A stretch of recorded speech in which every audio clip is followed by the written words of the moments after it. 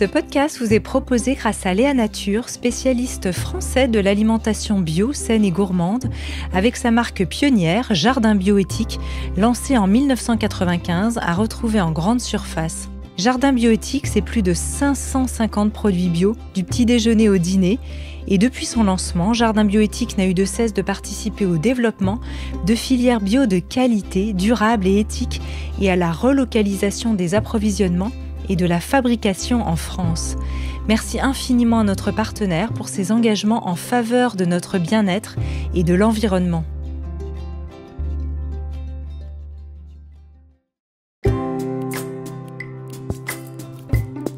Bienvenue dans la saison 3 du podcast Métamorphose, le podcast qui éveille la conscience.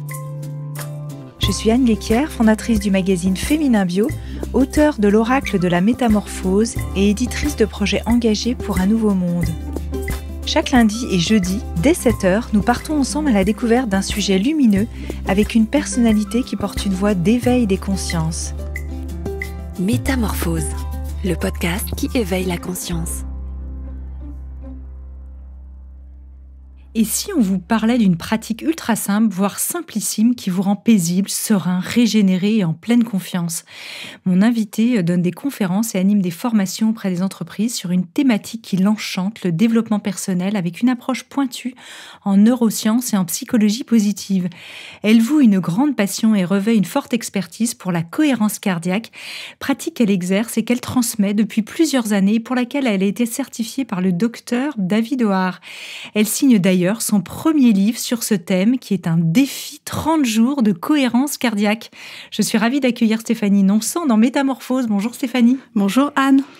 Alors on se retrouve, nos auditrices et nos auditeurs te connaissent déjà certainement parce que pendant le premier confinement, tu avais proposé cette magnifique, c'était dans un programme de méditation, mais c'était pas vraiment une méditation, c'était une séance de cohérence cardiaque.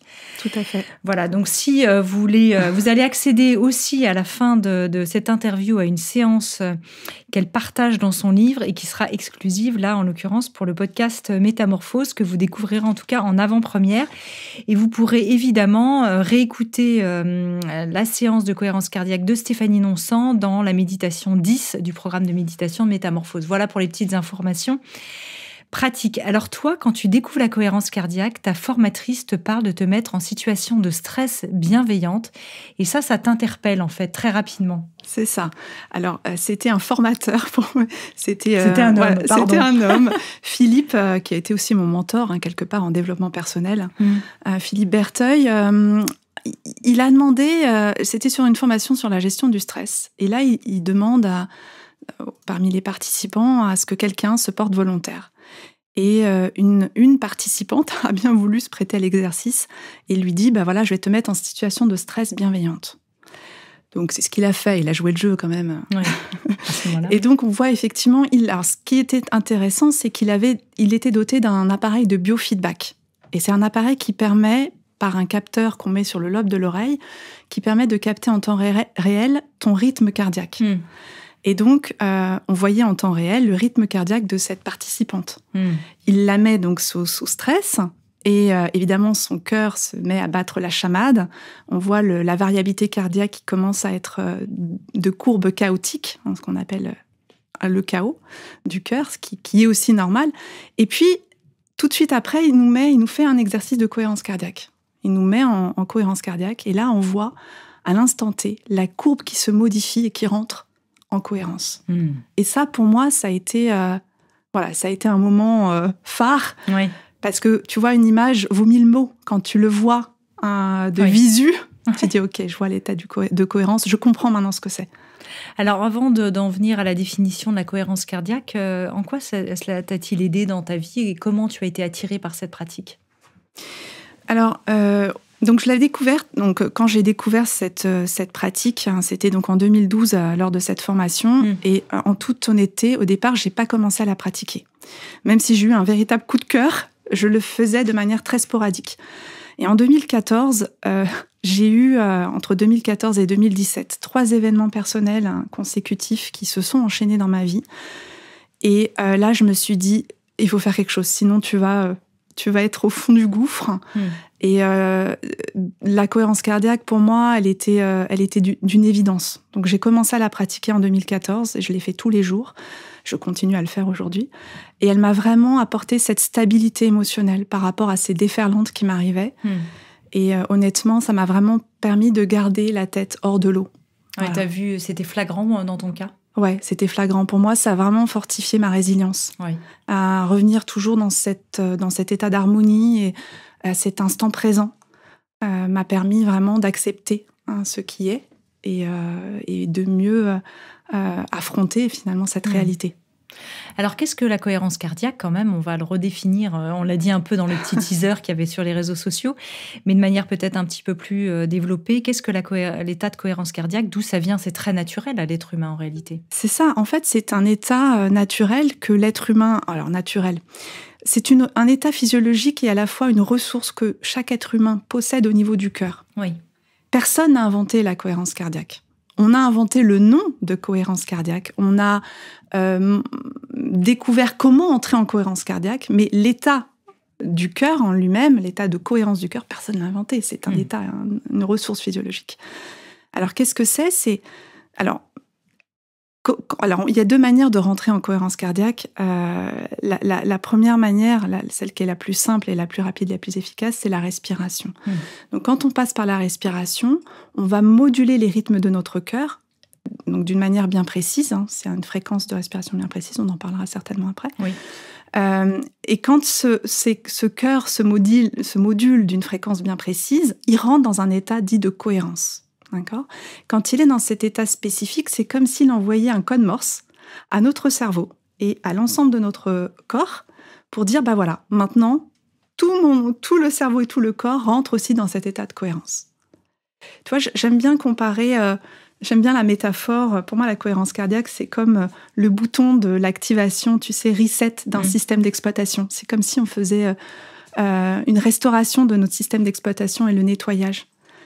Quand on est sous stress, on a tendance à vivre sous stress dans cette société assez moderne, où on est surstimulé de toutes parts.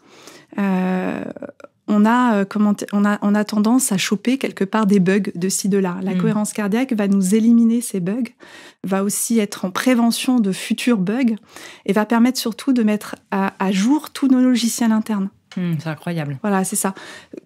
En termes de logiciels internes, que ça soit la régulation de notre système immunitaire, la régulation de nos hormones, la régulation du sommeil, la régulation... On reviendra sur certains d'entre eux d'ailleurs. Ça. Est-ce que tu peux nous le décrire justement d'un point de vue physiologique ? Ce que c'est l'état de cohérence ? D'un point de vue physiologique, alors quand on est en cohérence cardiaque, on va mettre notre système nerveux autonome en équilibre. Alors le système nerveux autonome, c'est lui qui va gérer toutes les fonctions vitales de notre organisme. Il va gérer notre réponse immunitaire, je l'ai dit tout à l'heure, la régulation de nos hormones. Il va réguler la digestion, il va réguler la tension artérielle, la pression sanguine. En fait, toutes nos fonctions vitales sont régulées par ce système nerveux qu'on appelle autonome. Oui. Parce que il le fait de manière sans que ça intervienne par notre volonté. Et j'ai envie de dire, tant mieux. C'est fait en sorte pour que notre survie soit maintenue. Quand on est en cohérence cardiaque, ce système nerveux autonome est composé de deux branches. Une branche qu'on appelle l'accélérateur, qui est le sympathique, et une autre branche antagoniste qu'on appelle le parasympathique, qui est le frein. Quand on est en cohérence cardiaque, on va activer autant l'accélérateur que le frein, d'une manière alternée, régulière et équilibrée. Et donc cet équilibre de ce système nerveux autonome entraîne un équilibre global de notre système interne. Est-ce que naturellement, sans pratiquer, je mets des guillemets, la cohérence cardiaque, on le fait de manière naturelle dans certaines situations ? Alors, on peut rentrer de manière naturelle sans passer par la respiration. C'est aussi une deuxième porte d'entrée. Quand on ressent des émotions qui sont en lien, d'ailleurs, avec les émotions du cœur, ce qu'on appelle les émotions qui sont en lien avec le cœur, telles que la compassion, l'amour inconditionnel, la gratitude, l'appréciation, la contemplation, l'empathie. Et toutes ces émotions-là nous font rentrer dans un état de cohérence naturelle. Donc c'est quand même, je me dis, la nature est bien faite quand même. Toujours, incroyable, merveille. C'est une merveille. Alors, explique-nous justement comment est-ce que ça se passe avec la respiration. On a envie d'en savoir plus à ce sujet. Oui, la respiration, il y a un mécanisme physiologique qui s'opère dans notre organisme. Quand on inspire, le cœur accélère et quand on expire, le cœur ralentit. Il y a une synchronisation entre le rythme cardiaque et notre fréquence respiratoire. Et ça, c'est génial parce qu'on ne peut pas moduler par la volonté les rythmes de notre cœur. Impossible, je ne peux pas dire, tiens, j'ai envie que mon cœur batte à 50 battements par minute. C'est pas possible. Mais par contre, on va utiliser comme un cheval de Troie, qui va être notre fréquence respiratoire. Et quand on va utiliser cette respiration, qui est une respiration bien précise, on va inspirer sur 5 secondes et on va expirer sur 5 secondes pour équilibrer ce fameux système nerveux autonome. Et donc, le cœur, lui, se synchronise sur cette fréquence respiratoire. C'est ça, tout simplement. Tout simplement. Pourquoi est-ce qu'on dit qu'il faut pratiquer la cohérence cardiaque 3 fois par jour, 3 fois 5 minutes, c'est ça l'idéal ? Oui, alors l'idéal, c'est 3 fois 5 minutes. Pourquoi ? Parce que 5 minutes de cohérence cardiaque, on va avoir les effets dans notre corps pendant 5 heures. Tous les effets, on en parlera certainement après, mais tous les bénéfices qu'on a vont avoir une durée, notamment les neurotransmetteurs du bien-être qu'on libère, vont avoir un écho dans notre organisme pendant 5 heures. Donc pour pouvoir bénéficier des bénéfices de la cohérence cardiaque sur notre journée entière, eh bien, il vaut mieux la pratiquer 3 fois par jour. Ça paraît incroyable d'ailleurs de se dire que c'est, entre guillemets, hyper rentable. C'est-à-dire que 5 minutes pour 5 heures, paraît, c'est pour ça que je disais en introduction, ça paraît presque simplissime. C'est ça. C'est ça qui est extra. C'est d'ailleurs pour ça que j'adore cette pratique. Ça ne demande pas beaucoup de temps d'investissement et pour des gains qui sont, pour moi, c'est le couteau suisse du bien-être. C'est ça.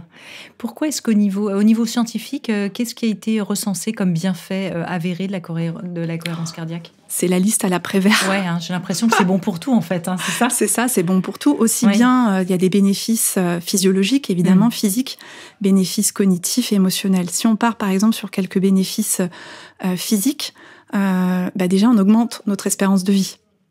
Et ça assez rapidement, au bout de 3 semaines seulement, on va augmenter ce qu'on appelle l'amplitude de variabilité cardiaque, et notre amplitude est corrélée avec notre espérance de vie.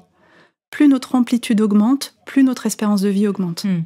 Alors, il y a beaucoup d'études qui ont été faites au niveau scientifique sur la cohérence cardiaque.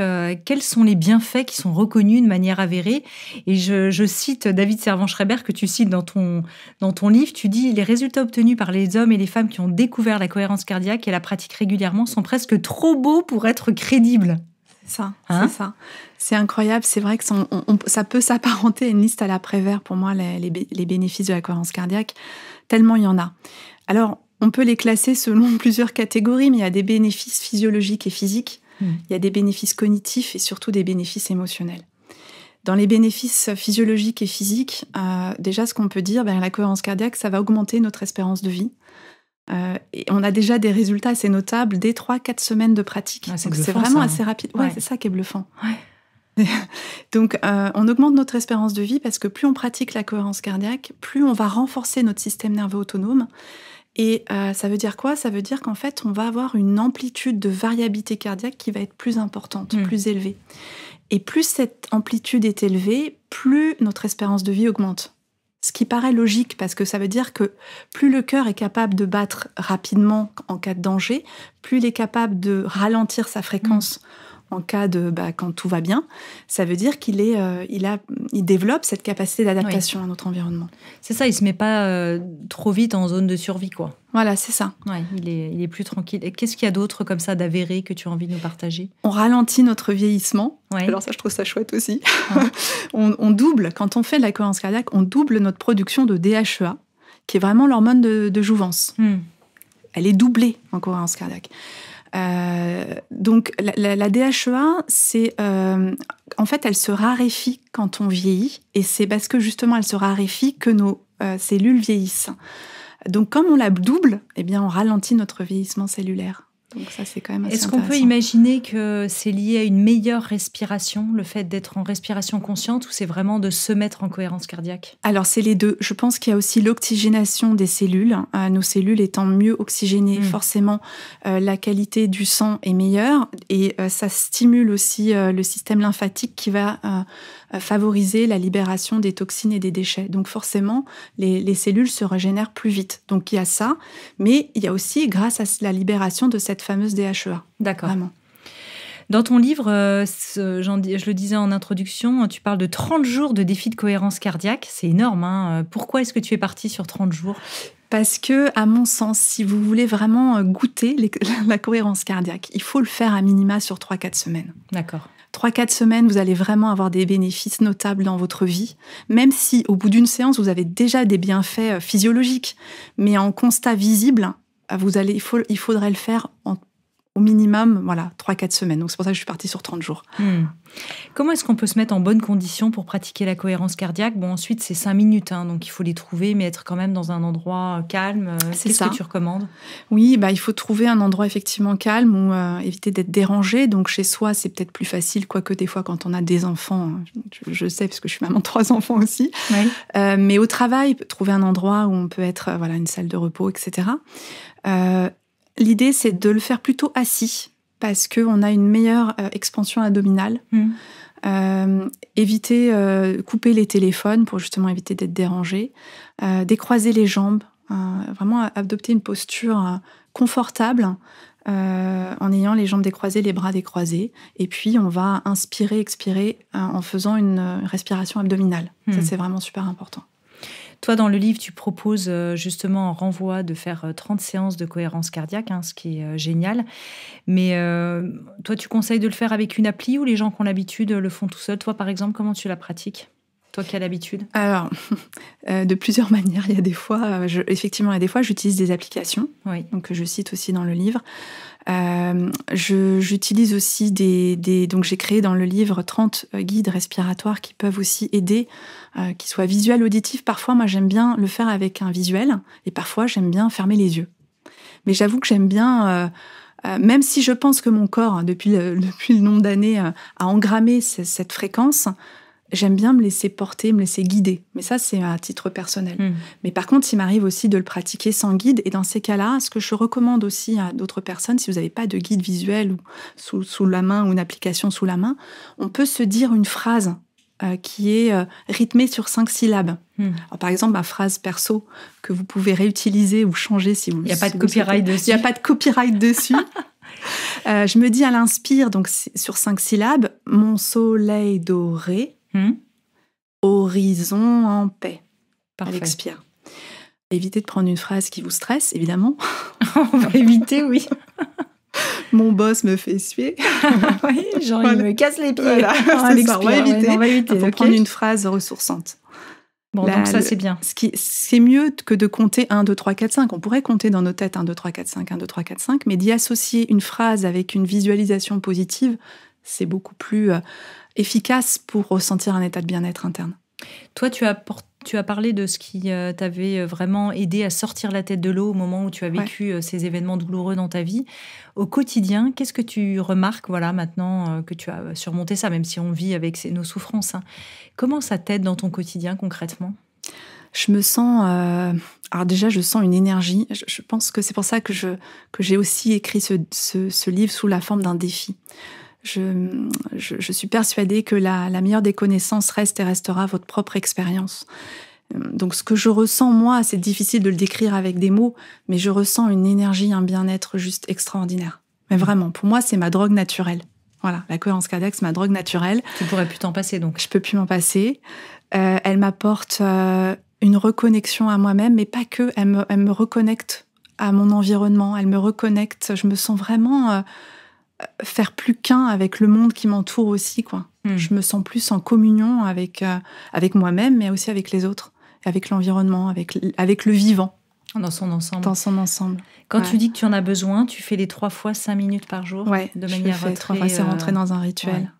Tu conseilles de le faire plutôt, justement, rythmé matin, midi et soir, plutôt avant les repas, ou ça n'a pas d'importance après les repas ? Alors déjà, celle du matin, honnêtement, c'est la plus importante, parce qu'on a un pic de cortisol le matin. Le cortisol, c'est vraiment cette hormone, on l'appelle l'hormone du stress, mais c'est aussi l'hormone qui nous donne cette impulsion pour nous lever le matin.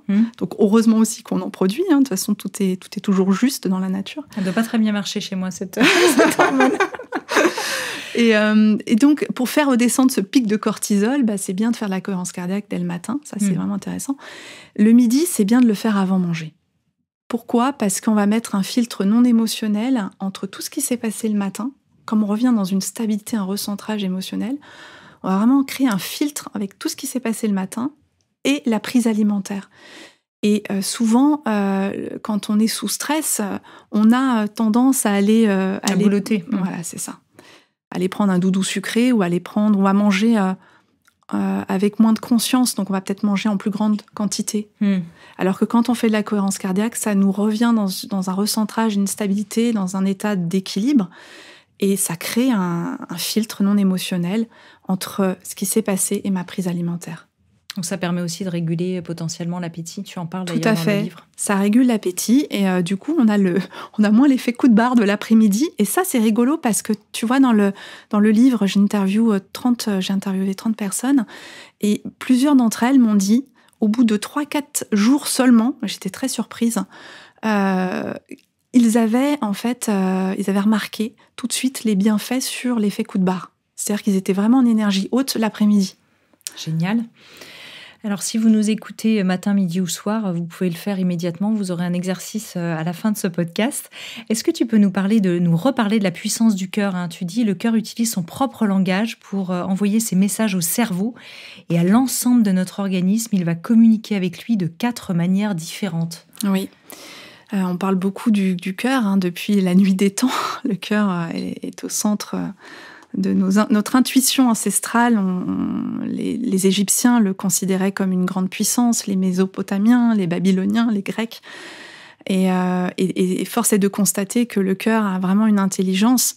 Il communique au cerveau et au reste de notre organisme de 4 manières différentes. Donc, la première, c'est par son activité électrique, hein, déjà par l'activité électrique qu'il émet, mais aussi par un moyen biochimique, parce que le cœur libère aussi ses propres hormones et neurotransmetteurs. Le cœur a été vraiment classé comme une glande endocrine qui libère vraiment, notamment l'ocytocine et l'ANF, 2 hormones qui sont essentiellement sécrétées aussi par le cœur. C'est marrant, l'ocytocine qui est l'hormone de l'amour et de l'attachement. On sait aujourd'hui que le cœur sécrète cette hormone d'une quantité équivalente à celui du cerveau. Ce sont des découvertes récentes qui montrent ça. Ouais. Donc, ça, c'est intéressant. Ensuite, il va communiquer avec le reste de notre organisme selon un mode aussi qu'on appelle biophysique, par l'onde de la pulsation cardiaque, en fait. C'est comme si, tu sais, quand on lance un caillou dans l'eau, ça fait une onde. Eh bien, le cœur, par ses battements, émet cette onde. Oui, c'est pulsatoire. C'est ça, c'est comme une pulsation qui est captée par le cerveau. Et à chaque pulsation, à chaque battement, c'est comme si le cerveau et le crâne subissaient une secousse très légère.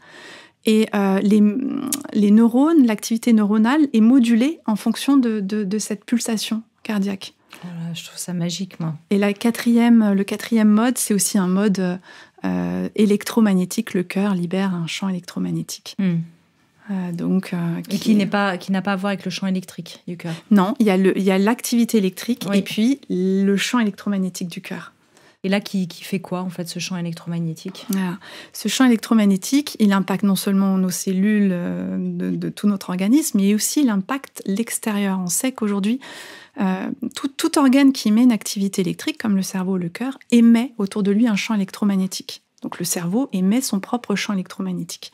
Par contre, ce qu'on a découvert, c'est que le champ électromagnétique du cœur est 100 fois plus puissant que celui du cerveau. Ça, c'est fou, hein ?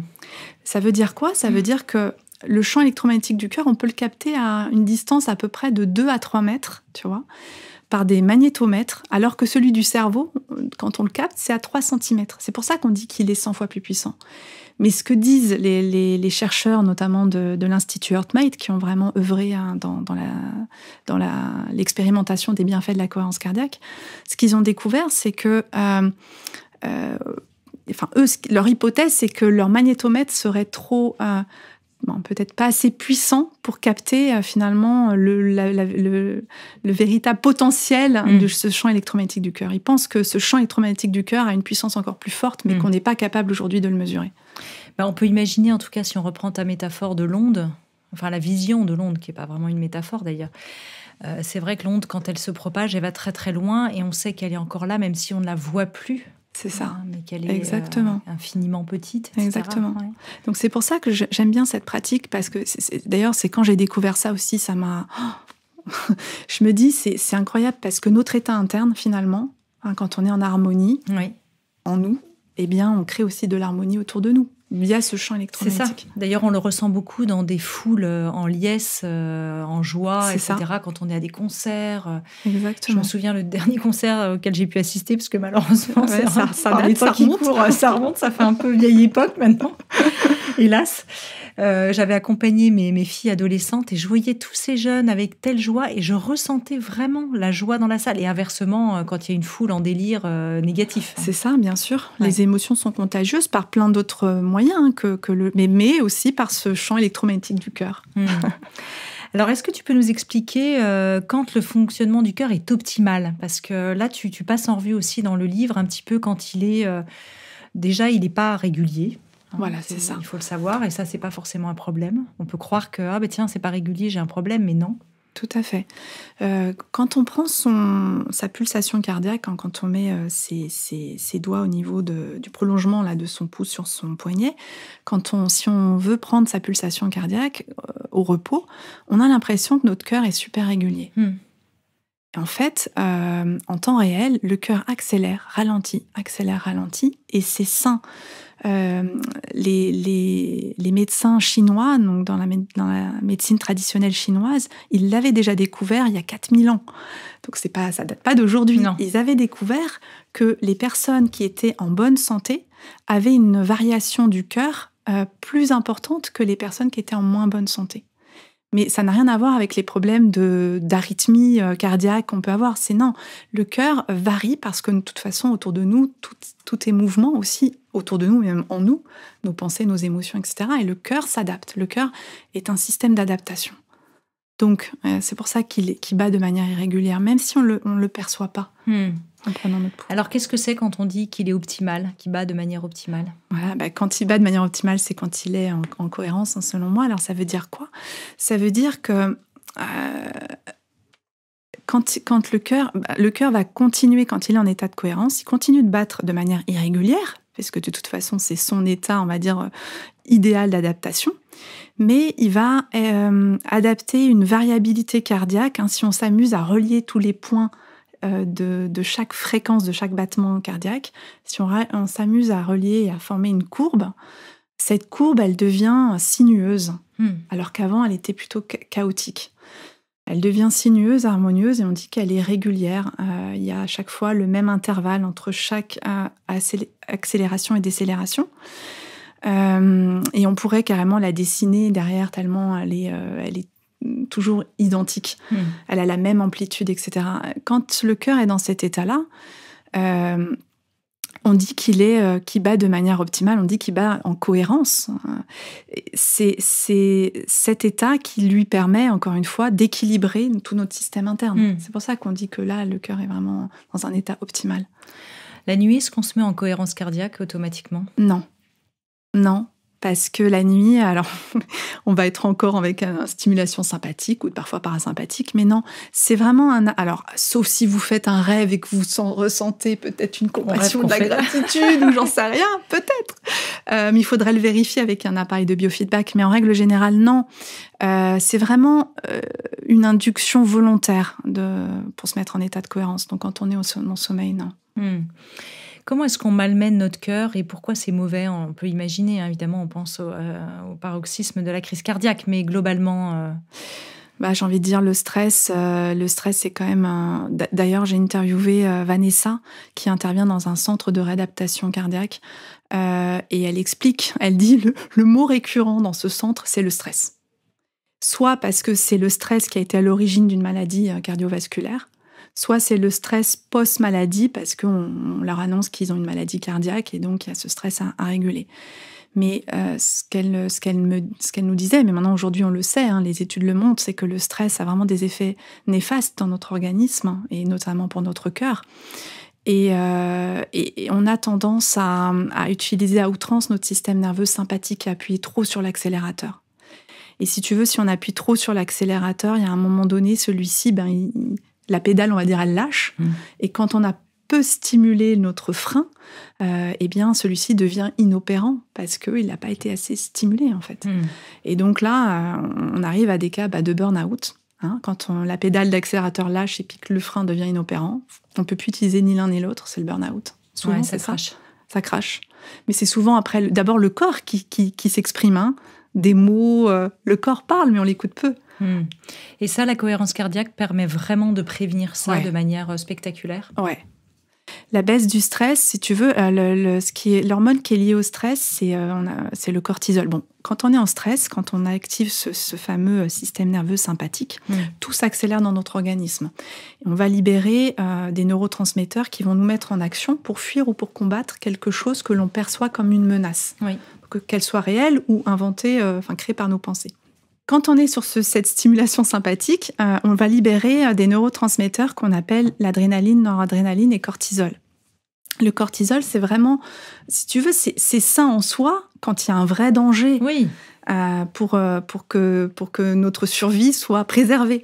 Mais une fois que le danger est passé, c'est bien de revenir à un état d'équilibre. C'est notre état de base, cet état d'équilibre, etc., d'homéostasie. Oui, puis c'était prévu pour la survie de l'espèce. Bruce Lipton, il parle de ce fameux tigre à dents de sabre. Mais aujourd'hui, c'est très rare d'avoir se retrouver face à ce genre d'animal. Exactement. Et de fuir pour sa survie. Exactement. Quand on est en cohérence cardiaque, à l'inverse, on va faire diminuer ce cortisol, qui est vraiment l'hormone du stress par excellence, de quasiment 25%, juste en 5 minutes. Donc on comprend bien que si je diminue mon hormone liée au stress, je diminue mon niveau de stress. Mais je libère aussi pléthore de neurotransmetteurs qui vont favoriser mon bien-être. Donc c'est pour ça qu'en termes de gestion du stress, la cohérence cardiaque est juste géniale. Pour l'immunité, tu en as un petit peu parlé tout à l'heure, c'est aussi excellent. Et tu fais le lien également avec la colère. Oui, c'est ça. Alors 5 minutes, quand on est... il y a eu quelques études qui ont été menées sur ce sujet. Mais 5 minutes de cohérence cardiaque, on va avoir notre système immunitaire qui va être renforcé pendant 5 heures. Mais à l'inverse, 5 minutes de colère et vos défenses immunitaires sont à plat pendant 5 heures. Ce qui laisse quand même réfléchir. C'est pour ça que j'aime bien dire, moi, attention, chaque émotion est bonne. Si on ressent de la colère, c'est bien de l'accueillir. Mais l'idée, c'est pas de rester avec sa colère. C'est de comprendre quel est le message qu'elle a à me transmettre pour derrière agir et revenir à un état d'adaptation. Mais pourquoi on a nos défenses immunitaires qui sont à plat pendant 5 heures ? C'est fou, 5 heures. C'est ça, parce qu'en fait, on va libérer du cortisol. Et le cortisol, il faut le savoir, que notre organisme va mettre 5 heures pour pouvoir le faire remettre à un état de base, à un niveau de base, qui va lui falloir 5 heures. Et pour l'organisme, évacuer le cortisol est sa priorité par rapport au renforcement de nos systèmes immunitaires. Oui. Donc notre système immunitaire passe après. Donc il est mis aux oubliettes et c'est pour ça que quand vous allez être en colère pendant 5 minutes... Parce que c'est du long terme. Voilà, c'est ça. Quand vous allez être en colère pendant 5 minutes, pendant les 5 heures qui suivent, vous êtes plus assujetti à choper des virus, des bactéries, etc. parce que vous avez votre système immunitaire qui est affaibli. Alors, conclusion, si on pique une grosse colère, c'est bien d'aller se faire une petite séance de 5 minutes. On remet les compteurs à zéro si on veut que ça reparte pour 5 heures, ou on fait 2 fois peut-être. Voilà, c'est ça, exactement. C'est ça. Si je compte bien. C'est ça, il vaut mieux faire une séance de cohérence cardiaque, à la limite même avant que la sauce monte. On respire profondément et sur 5-5 et ça va redescendre tout de suite. On peut l'accueillir, la canaliser comme ça. Exactement. Sans la nier, évidemment. On a dit. Sans la nier, oui. Alors, revenons aussi sur les bienfaits sur notre sommeil. On sait que les Français et nombre de peuples sont en gros déficit de sommeil, gros problème d'insomnie. On est quand même des très gros consommateurs à la fois d'antidépressifs, mais aussi de cachets pour dormir. Donc là encore, cohérence cardiaque, une panacée incroyable. Ouais. Alors si parmi les auditeurs et les auditrices, vous avez des problèmes pour vous endormir, vous pouvez rajouter une 4e séance de cohérence cardiaque avant de vous endormir. Mais déjà, avec les 3 séances quotidiennes, ça va déjà réguler ce rythme circadien, ce qu'on appelle le veille-sommeil. Oui. Mais c'est encore mieux de rajouter une 4e séance avant de s'endormir. Alors, qu'est-ce que ça va faire ? Comme on vient rééquilibrer ce fameux système nerveux autonome, souvent, les personnes qui ont des insomnies, ou même des réveils nocturnes, ont un mental hyperactif, que ce vélo qui tourne sans cesse dans la tête. Le fait de revenir sur un état d'équilibre, et limite, je préfère même varier légèrement la fréquence respiratoire. Il vaut mieux inspirer sur du 4 secondes et expirer sur du 6. Celle avant de se coucher. Voilà. Celle avant de se coucher, pourquoi ? Parce que, souvenez-vous, quand j'inspire, mon cœur accélère, donc j'active le système nerveux sympathique. Quand j'expire, mon cœur ralentit, j'active le système nerveux parasympathique, qui est le frein. Donc il vaut mieux activer davantage le frein avant de s'endormir, plutôt que le 5-5 qui reste un état d'équilibre parfait. Mais c'est vraiment... Voilà, moi je le recommande vraiment quand on scelle avant de s'endormir ou quand on ressent vraiment une grande angoisse, on peut faire aussi le 4-6. D'accord. Donc le fait qu'on active davantage notre frein, eh bien tout de suite, le stress diminue, le mental s'apaise, on a moins de rumination, on est focalisé sur notre respiration, donc aussi nos pensées sont aussi canalisées. Et puis on va libérer, quand on est en cohérence cardiaque, on libère une hormone qu'on appelle la sérotonine. Et la sérotonine, c'est vraiment l'hormone de la joie de vivre, du bonheur, mais aussi la sérotonine est le précurseur de la mélatonine. C'est elle qui permet aussi de produire la mélatonine. La mélatonine est une hormone qui permet de nous endormir et de rester endormi. Elle est produite par la glande pinéale le soir, quand la lumière s'estompe. La mélatonine est sécrétée dans notre organisme par cette fameuse glande pinéale. Et c'est grâce à la sérotonine qu'elle est produite aussi. Donc, c'est pour ça que il y a vraiment un effet d'interconnexion et de bienfait par rapport à cette pratique. Et autre chose, c'est que le fait que on revienne à un état d'équilibre avant de s'endormir, qu'on revienne aussi à un état de calme.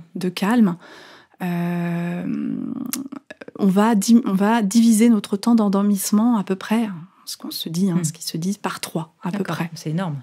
Pour certaines personnes, ça peut être énorme. C'est énorme. Quelqu'un qui met 1 heure pour s'endormir n'en mettra plus que 20 minutes. Idem pour les gens qui ont des réveils nocturnes, des insomnies. Oui, alors moi je le recommande de le faire, effectivement, quand on a des réveils nocturnes, plutôt que de cogiter. Souvent on a tendance à allumer le téléphone sur tout ce qu'il ne faut pas faire, avec les lumières bleues. Faites une séance de cohérence cardiaque. Alors dans ces cas-là, il vaut mieux... dans le livre, il y a des guides où on peut allumer le téléphone, mais le faire les yeux fermés, et puis ça s'éteint après quand ça sera terminé. Mais sinon, il existe aussi un appareil que je cite aussi, qui est très sympa, que j'utilise. Alors moi, je l'utilise pas trop, mais j'utilise dans mes formations pour l'expliquer aux participants, qui s'appelle Dodo. Oui, je le connais bien. À une époque, il était vendu en exclusivité chez Nature et Découverte. Ouais, et je le trouve génial. Je l'ai à la maison aussi. C'est vachement sympa. Et donc, c'est un petit galet blanc qui projette une lumière bleue au plafond, et quand la lumière s'amplifie, on inspire, et quand elle rétrécit, on expire. Et c'est basé sur la fréquence de la cohérence cardiaque. C'est tout à fait intelligent et très simple, encore une fois. Tu as parlé de la glande pinéale. Et on sait aussi, dans les mouvements de yoga, de la spiritualité, etc., que la glande pinéale est vraiment la glande aussi de la porte d'ouverture de la conscience et de l'éveil. Tout à fait. Alors évidemment, quand on se met en cohérence cardiaque, forcément, on agit dessus. Certainement. Voilà, c'était une petite aparté. Alors sur l'intuition et l'intelligence émotionnelle, ça, tu as senti, toi, encore une fois, une différence à ce niveau-là ? Oui. Moi, pour ma propre expérience, en tout cas, les émotions agréables, je les sens. Il y a des fois, je suis maman de 3 enfants, dont des jumeaux, donc parfois c'est assez speed à la maison. Et avant, il y avait des choses qui auraient pu m'énerver, qui aujourd'hui, je reste complètement zen. Et là, je vois vraiment les bienfaits en termes de gestion des émotions. C'est que je dis, tiens, ça avant, ça m'aurait vraiment énervé. Puis des fois, je me dis, tiens, mais j'aurais bien voulu quand même peut-être hausser le ton juste pour... Mais en fait, non, je reste... c'est anachronique. Ouais, c'est ça. Je ressens vraiment un état d'harmonie interne. Je sens une distance par rapport aux événements. Je me sens des fois spectatrice de ce qui se passe. C'est rigolo, quoi. Je me sens vraiment en distance. Je suis plus dans le... Il y a une des personnes que j'ai interviewées qui dit j'ai l'impression d'être comme dans une salle tampon. Et c'est ça, avant on pourrait réagir, être dans la réaction émotionnelle, mais là on a cette distanciation face à ce qui nous arrive. Et pour autant, tu ressens toujours des émotions. Tout à fait. Oui, parce que sinon, on pourrait se dire, oula, c'est plus émotionnel, ça peut être triste. Non, au contraire, on ressent des émotions, mais on a cette distance qui nous permet, en fait, cette distance salutaire qui nous permet finalement d'adapter le bon comportement ou d'avoir les bonnes paroles. Ça, je l'ai vraiment remarqué, en tout cas pour mon cas. Je le remarque aussi chez les autres, quand je les ai interviewés, chez d'autres personnes. On a vraiment ce recul. Le fait de revenir dans un recentrage émotionnel aussi fait que, du coup, il peut se passer... quelque part, on ne peut pas contrôler notre extérieur, mais on peut contrôler notre intérieur. Donc, il peut se passer un tsunami. Je rigole, j'exagère un peu, mais... Quelque part, c'est un peu ça. Ça. Moi, c'est ce qui s'est passé dans ma vie. J'ai eu vraiment... C'était un tsunami dans ma vie, même si maintenant, je sais que ça a été 3 merveilleux cadeaux. Mais sur le coup, quand tu le vis, c'est dur. Oui, bien sûr. C'est dur. Mais en même temps, c'est ce qui te fait grandir aussi dans les épreuves. Mais cette cohérence cardiaque, elle te permet vraiment de revenir dans cette stabilité, dans cet ancrage en toi et dans cet instant présent. Et tu as aussi cette distanciation. Ça permet vraiment aussi de développer, je le disais tout à l'heure, cette capacité de résilience. Et puis on ressent tout un panel d'émotions agréables parce qu'on libère pléthore de neurotransmetteurs comme l'ocytocine, la dopamine, la sérotonine et les endorphines. Alors évidemment, on a envie de passer à la pratique. Et là, tu nous offres un petit cadeau bonus pour cette interview, le jour 11 dans ton livre, qui s'appelle « Plonger au centre de son cœur ». Alors pourquoi tu as choisi celle-là? Et donne-nous quelques petites consignes avant de pouvoir l'écouter. Oui, alors déjà, je l'ai choisi parce que... en fait, ce qu'on a découvert au niveau de la cohérence cardiaque, quand on met notre attention sur notre cœur, ça améliore d'autant la qualité de la cohérence cardiaque et on a une plus grande amplitude aussi de variabilité cardiaque. Donc, qui dit plus grande amplitude dit aussi plus de bénéfices associés. Il n'y a pas de contre-indication. Non, il n'y a pas de contre-indication. Et donc, le fait de mettre son attention sur son cœur, je me suis dit, tiens, il faut vraiment que je crée, ça c'est obligé, un guide respiratoire qui va nous permettre de nous aider à porter notre attention sur notre cœur. Donc, j'ai travaillé en collaboration pour cette séance avec Alexandra Angelo, qui est naturopathe. Et en fait, elle a une voix super douce. Et donc, elle a accepté de prêter sa douce voix et sous forme d'affirmations positives pour qu'on puisse focaliser plus facilement notre attention sur notre cœur. Parfait. Et j'aime aussi cette pratique parce cette séance, elle peut s'effectuer les yeux fermés. Il y a un guide sonore qui est sous la forme d'un souffle, d'inspiration et d'expiration. Donc, on peut vraiment se laisser porter par le souffle et suivre le souffle avec notre respiration. Et du coup, le faire les yeux fermés. Je trouve que c'est encore plus puissant. Et moi, quand je le fais, je ressens une énergie. Alors, vous allez la tester tout de suite. C'est parti.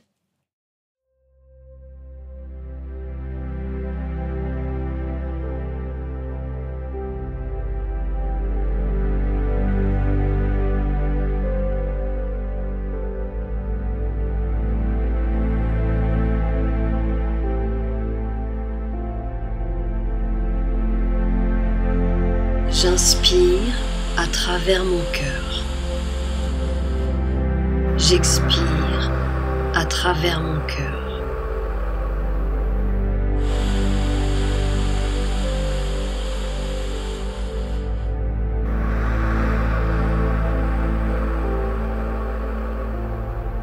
J'inspire à travers mon cœur.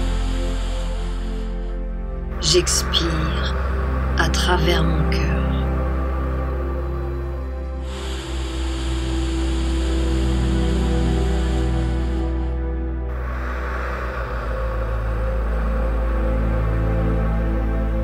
J'inspire à travers mon cœur. J'expire à travers mon cœur.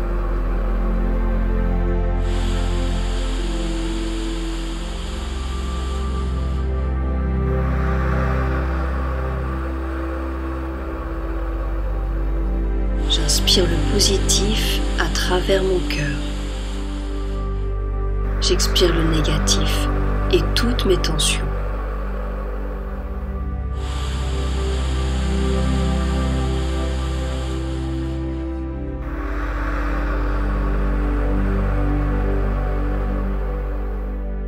J'inspire le positif à travers mon cœur. J'expire le négatif et toutes mes tensions.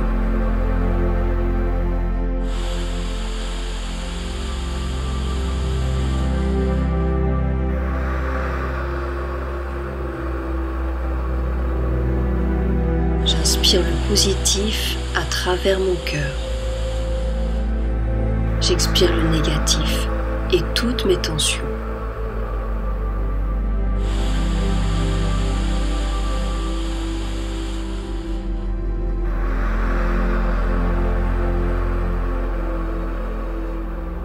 J'inspire la détente à travers mon cœur. J'expire, mes muscles se relâchent complètement.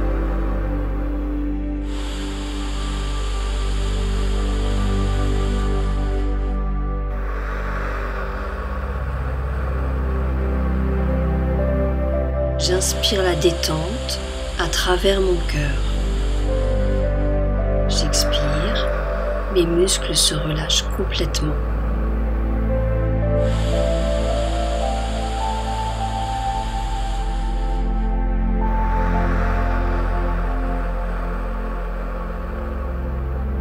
J'inspire la détente à travers mon cœur. J'expire, mes muscles se relâchent complètement.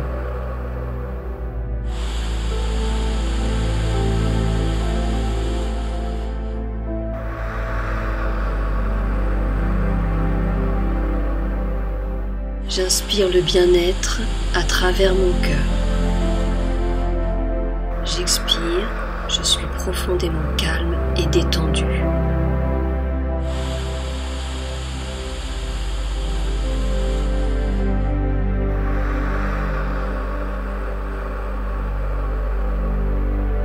J'inspire le bien-être à travers mon cœur.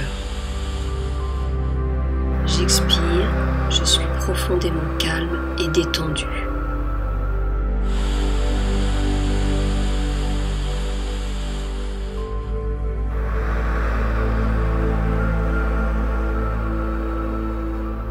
J'inspire le bien-être à travers mon cœur.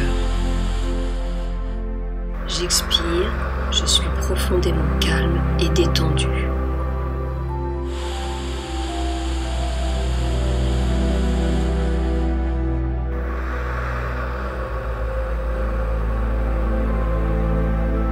J'inspire toute l'énergie dont j'ai besoin. J'expire, mon cœur répand cette énergie dans tout mon corps.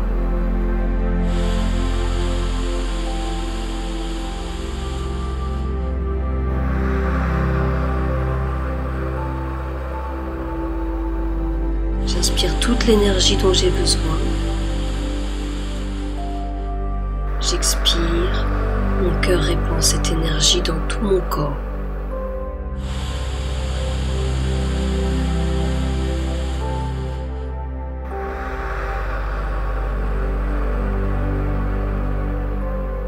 J'inspire toute l'énergie dont j'ai besoin. J'expire, mon cœur répand cette énergie dans tout mon corps.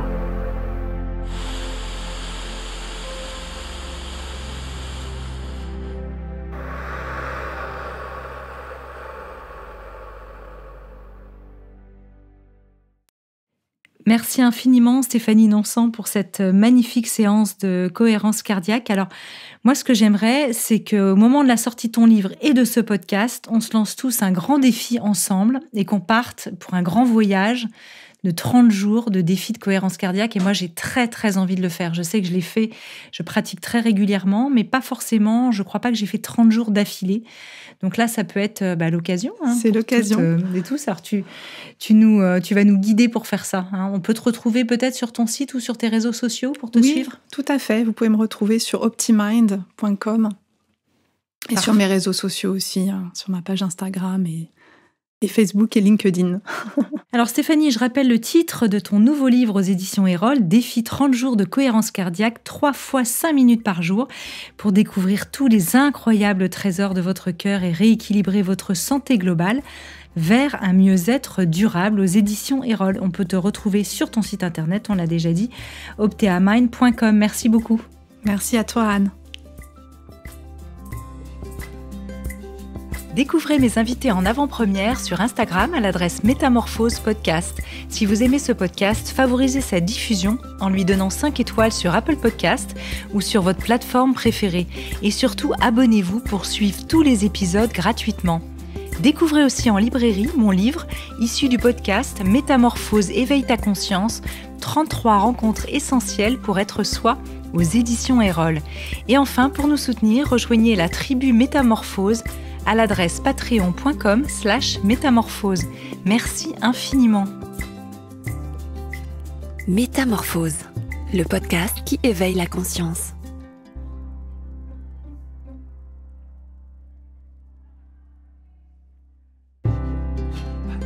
Je remercie chaleureusement notre partenaire Léa Nature, premier fabricant français indépendant de produits bio et naturels en alimentaire, cosmétiques, hygiène, diététique et santé. Une entreprise familiale engagée dans une démarche de philanthropie environnementale portée par l'adhésion de leur marque bio au collectif mondial 1% for the Planet et leur fondation d'entreprise.